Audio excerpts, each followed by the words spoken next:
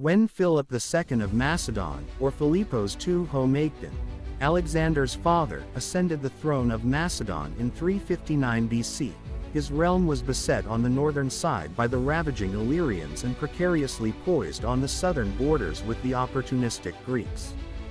To make matters worse, the Macedonian army was all but vanquished, with their earlier king and many of the Hetairoi king's companions meeting their gruesome deaths in a battle against the invading northern tribes. But as the saying goes, necessity is the mother of all inventions. Philip went on to initiate a military reform of sorts that focused on training and equipping the infantry levies of Macedon, many of whom came from semi-nomadic shepherding backgrounds as opposed to the Greek farmer hoplite tied to his land.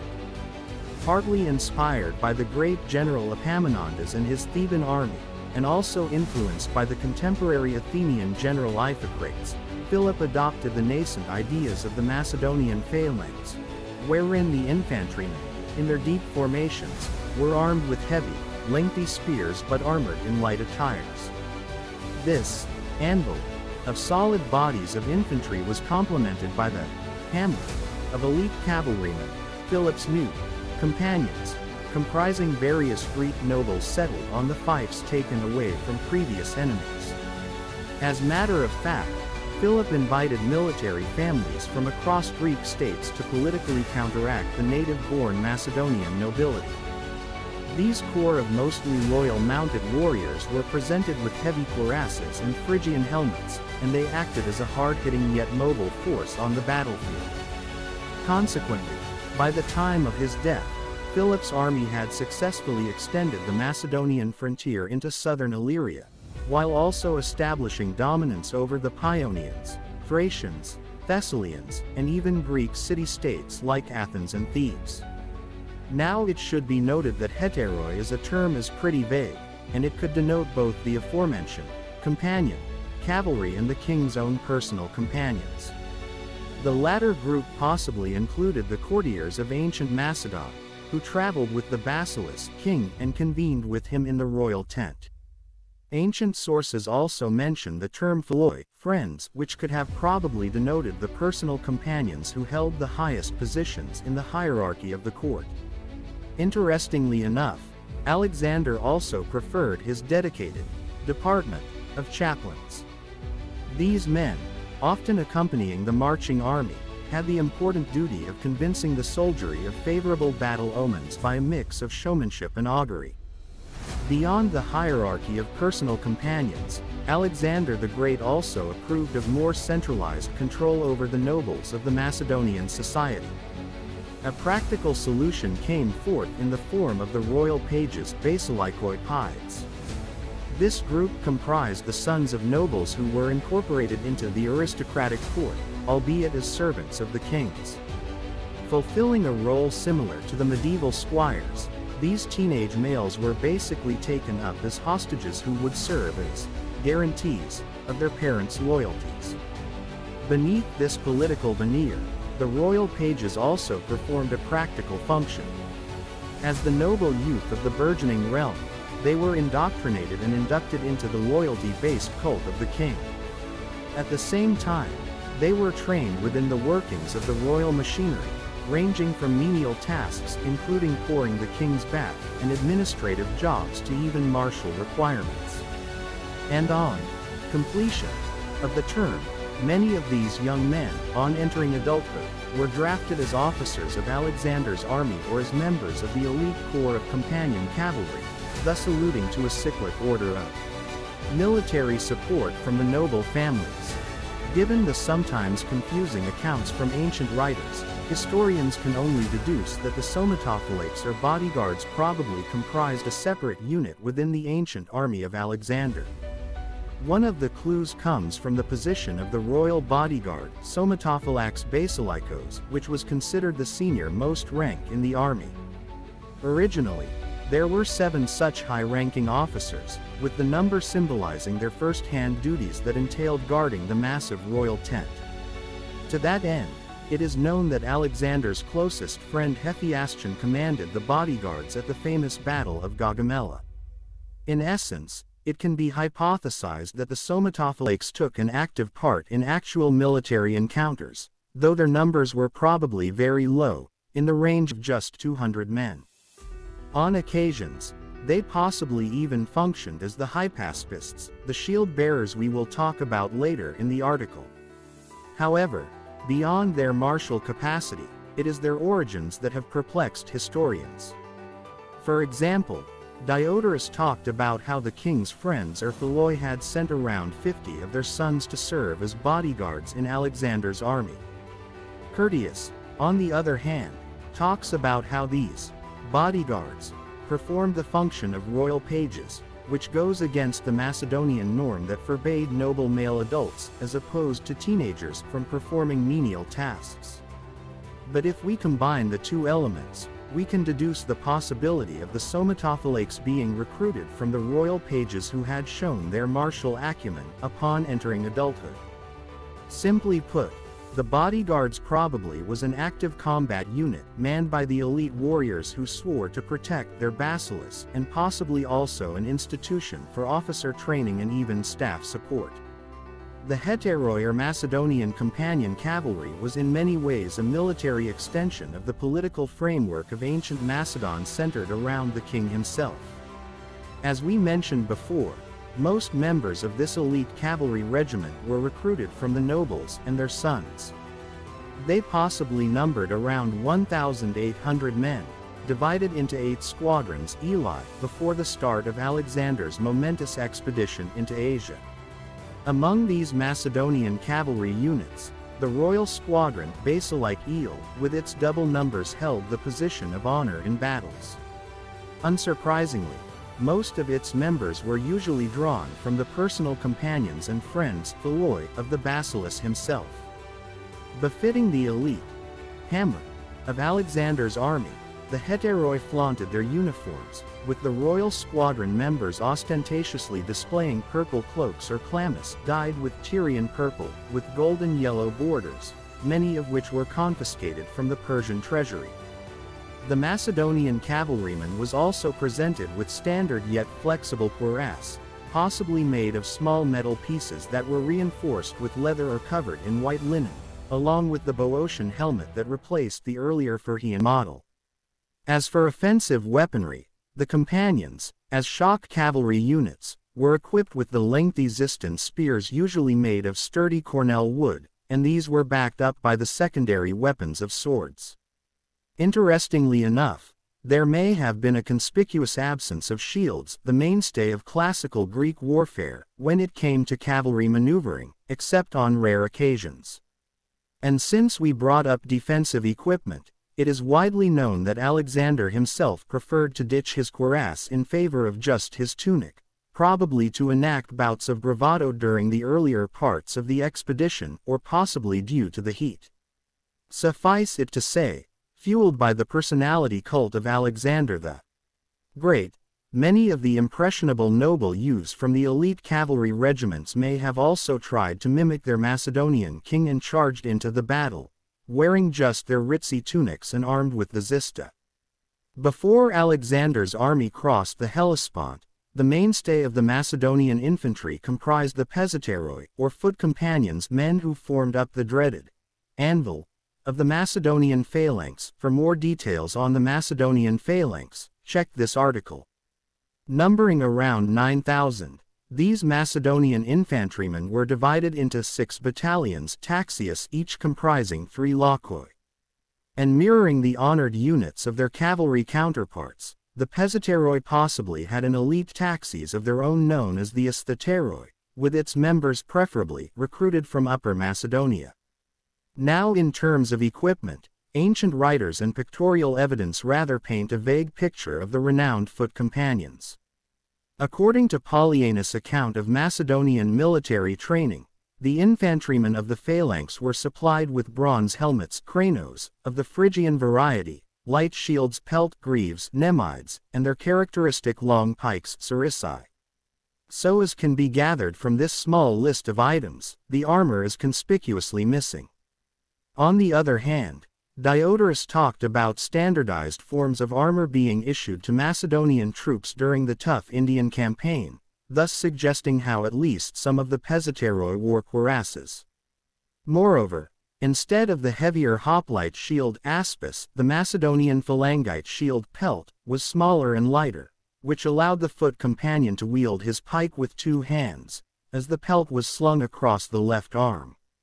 Interestingly enough, one of the accounts of Polyaenus anecdotally mentions how Alexander himself armed the men who had previously fled the battlefield with a hemithoricion, a half-armor that only covered the front part of the body so that the soldiers wouldn't turn their backs on the enemy. In any case, as we fleetingly mentioned, beyond the scope of their armor, it was the bristling set of pointed pikes that presented a nigh impenetrable, albeit rigid, formation of the Macedonian phalangites. The longest of these sarissa pikes reached 18 feet during the times of the Wars of the Successors, 322-275 BC, after Alexander's death. Considering the defensive attitude of his successors, it can be assumed that the Macedonian pike design was possibly somewhat shorter during Alexander's lifetime. These lengthy spears were also known for their distinctive small iron heads that were more conducive to breaching the armor of the enemy. Many historians have theorized that the hypaspists, shield-bearers, had their origins as retainers of the companions of the royal court, not to be confused with the heteroi cavalry, while others have hypothesized that they evolved from the mainline Pezzeteroi infantry. In any case, they probably bore a higher rank than the members of the Macedonian phalanx, and such also comprised an Agema vanguard known as the royal shield-bearers, basilikoi hypaspists.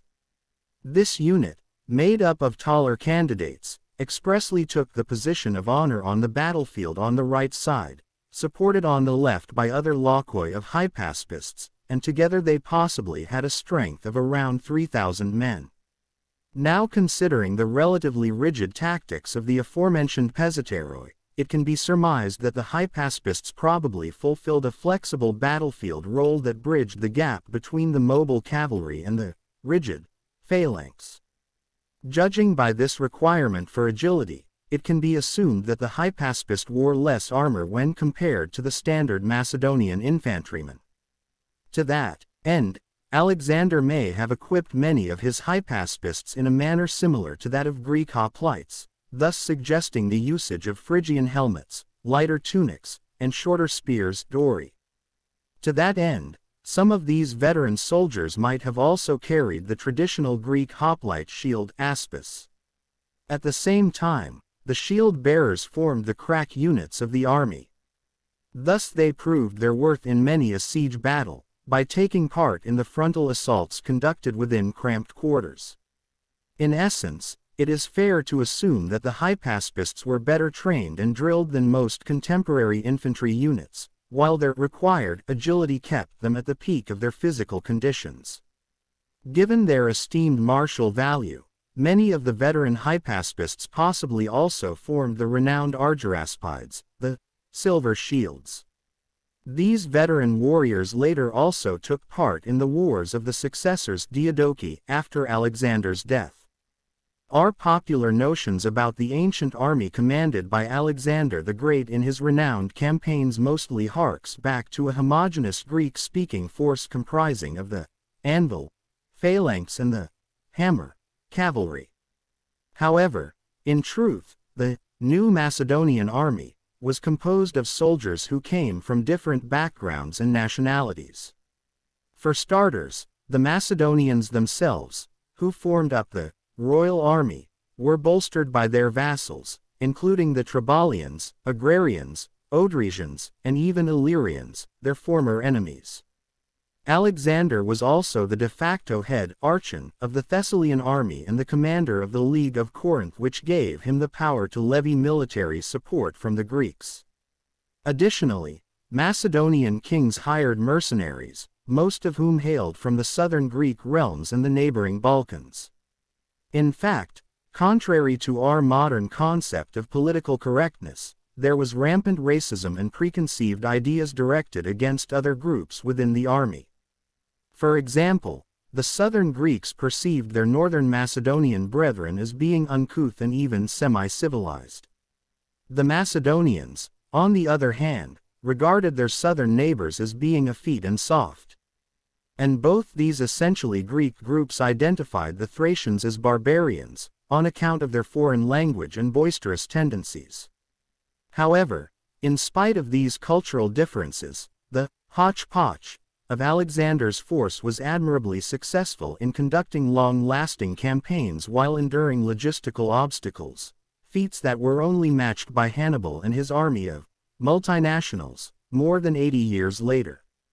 With all the talk about the elite companion cavalry, it may come as a surprise that it was actually the Thessalian cavalry contingents who were considered the finest horsemen in Alexander's army and possibly even the whole Greek world. Many of these valued cavalrymen were born by the equestrian culture prevalent in the Thessalian noble class, and as such their regiments possibly mirrored the structure of the much-heralded heteroi. To that end, ancient sources talked about how 1,800 Thessalian horsemen took part in Alexander's Asia expedition, a number matched by the companion cavalry forces. Expectedly, they played crucial roles in warding off the attack of Persian cavalry forces at both Issus 333 BC and Gaugamela 331 BC respectively. It can be assumed that the Thessalian cavalry was similarly divided into 8 squadrons with the Aegmut vanguard pertaining to the Pharsalian squadron, the Thessalian counterpart to the royal squadron Basilike of the heteroi. As for their attire, the Thessalian horsemen probably wore their distinctive dark purple cloaks with white borders, while being armored in the similar white-hued cuirasses preferred by the companions. The Thracians, on the other hand, were perceived as an unruly bunch by their Greek neighbors. Nevertheless, they were renowned for their effective light cavalry forces. The Prodromoi Scouts was one such Thracian unit that was attached to the royal army, comprising only Macedonians, and they possibly consisted of 4 squadrons. And even beyond the official designations of Prodromoi cavalry, the now Macedonian Empire was often reliant on Thracian cavalry, as these highly mobile auxiliary forces were suited to essential scouting and raiding activities inside enemy territories. In terms of panoply, the Prodromoi wore light tunics without armor, possibly complemented by rose-colored cloaks and the panther skin shabraque for officers. They were also known to carry the longer sarissai instead of the sturdier zista preferred by the heavy cavalry regiments. Delving into the units of the infantrymen, earlier we talked about how around 9,000 peseteroi, or foot companions, the main phalanx force of the Macedonian army, were assembled for Alexander's incredible military expedition against the Persian Empire. They were accompanied by 3,000 hypaspists, or shield-bearers, and around 7,000 allied Greeks. Pertaining to the latter, it has been hypothesized that some of these allied Greek armies, along with mercenaries, were possibly relegated to garrison duties after crossing the Hellespont. Nevertheless, it can also be assumed that the Greeks of the League of Corinth were pretty well drilled, mainly because of their own set of reforms initiated after the disastrous defeat at Chaeronea, ironically handed by the Macedonian armies of Philip II.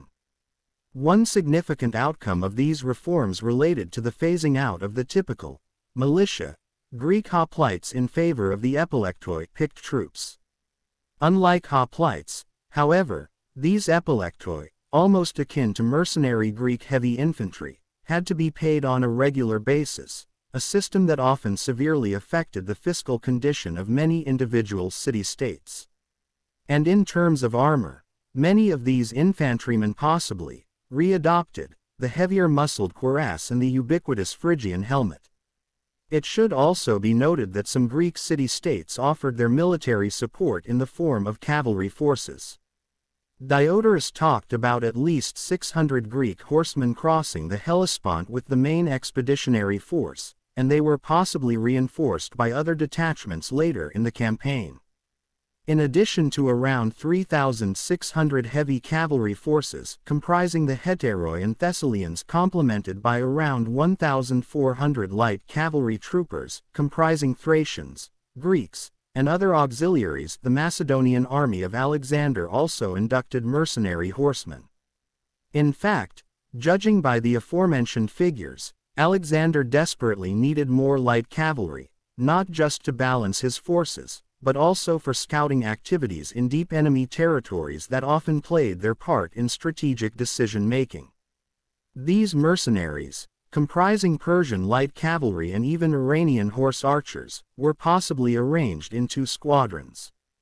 These units fought under the umbrella of foreign mercenary cavalry, and as such proved their worth against mighty equestrian opponents like the Bactrians and Scythians at Gaugamela. And beyond the scope of standard infantrymen and cavalry, the Macedonian army presumably also had its fair share of light skirmishers who fought in front of the packed phalanx formations, though not much is known about their numbers. What we do know, however, is that Alexander specifically recruited a company of the renowned Cretan archers Toxotai. They were known for carrying their bronze pelt light shield that also aided them in close combat scenarios. Interestingly enough, other than archers, the light troops that played their instrumental role in many a military encounter pertained to the peltists and javelinmen Acontistai. The most famous of these skirmish infantry arguably related to the elite light crack troops of Agrianians, who numbered around 1,000 and carried both short and long javelins. And while grouped under the general term of Thracians, Diodorus also talked about 7,000 multinational light troops accompanying the main Macedonian army at Hellespont, and they possibly comprised Acontistai contingents of the Trabalians, Odrysians. The basic tactical unit in the Macedonian army was known as the Decas, which, contrary to its allusion to the number 10, actually consisted of 16 men, equivalent of a single file in a square formation of the phalanx comprising 256 men. Each Decas was officially allowed to have only one servant, known as ektoktoi, and his job entailed looking after the precious baggage containing the main tent and other accessories of the combatants, usually carried by mules, horses, and later even camels. Now, in spite of such frugal means and lack of actual pay, that was usually replaced by the plunder taken from enemy settlements, the infantryman who had joined Alexander in 336 BC and then embarked on his Asia-bound campaign, had traveled more than 20,870 miles, or 33,400 kilometers, by the time Alexander breathed his last in Babylon, in 323 BC, according to a calculation made by historian Theodore Herodotus. So, on average, each of these men had covered an impressive 1,605 miles, or 2,570 kilometers, per year. And, when translated into geographical terms, many of the Macedonian veterans could have claimed to cross a multitude of rivers including the Nile, in Egypt Euphrates and Tigris, in Iraq Oxus, in Tajikistan Syr Darya, in Uzbekistan, and the Indus, in India. Thanks for watching.